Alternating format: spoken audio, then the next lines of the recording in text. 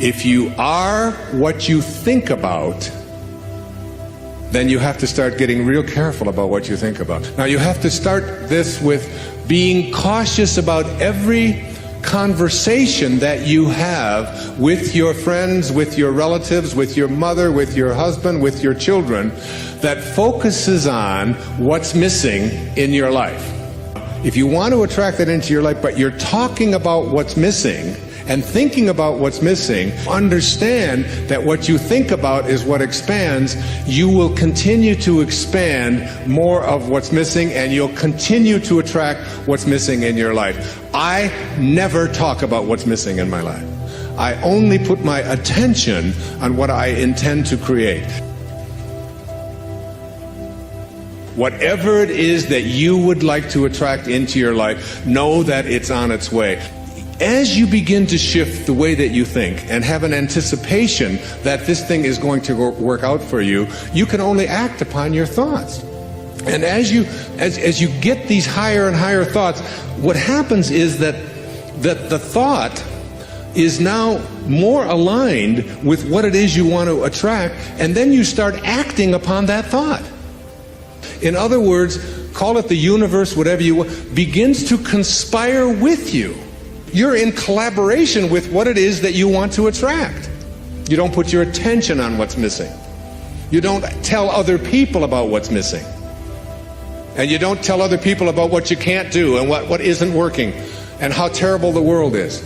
You have got to get yourself to a place where you don't allow yourself to have violent thoughts come into your consciousness. That means you got to watch the movies you're watching. That means the games that your children are playing, video games, have got to be monitored and removed when they have violence built into them. It means that you don't watch the news and you don't read the stories, endlessly reaffirming what a terrible place this world is. It is not a terrible place. It's a perfect place. It's a beautiful place. And you don't have to fill yourself with that kind of energy. So you don't put your thoughts on what's missing. You don't put your thoughts on what always has been. You don't put your thoughts on what others want for you. You don't have to put your attention on any thought that is out of harmony with the relationship that you would like to have in any moment of your life. Every moment of your life, this choice is yours. You can either be a host to God or a hostage to your ego. It's your call. I think your dreams deserve 5 minutes in the morning before you let the world in. No one can live without a routine. You just forget that. If you guys don't have a routine, I would recommend, you get one going, because you cannot be mentally healthy without a routine. You need to pick a time to get up.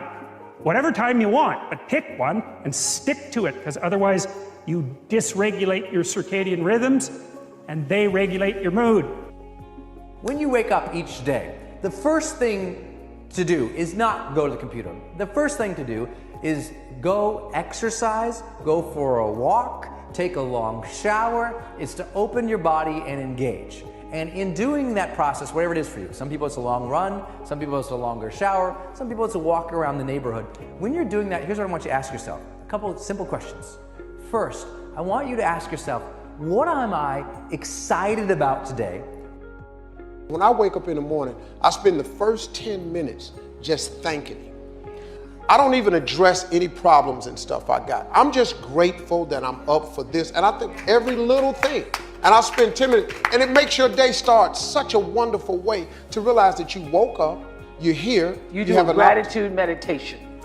Wake up in the morning, shower, go to a quiet place in your home or apartment, sit down for 5 minutes, close your eyes. You can do a couple of breathing exercises and maybe just take a few deep breaths to relax yourself.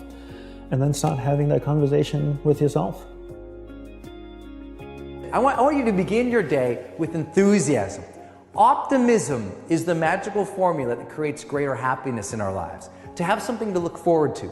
Steal away someone's vision for a good future and you quickly see them fall into depression. But when we have a great connection to something in the future that we look forward to, even if it's just this day, that creates the charge within us. So walk around, take your laps, do whatever you have to do in the morning, but ask yourself, what is it that I'm excited about today or could be enthusiastic about today?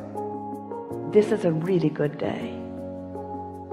My vortex is full of manifested potential. My vortex is a now reality that I can feel my way into. Today I intend to feel exhilaration about things not yet manifested because I understand the reality of them.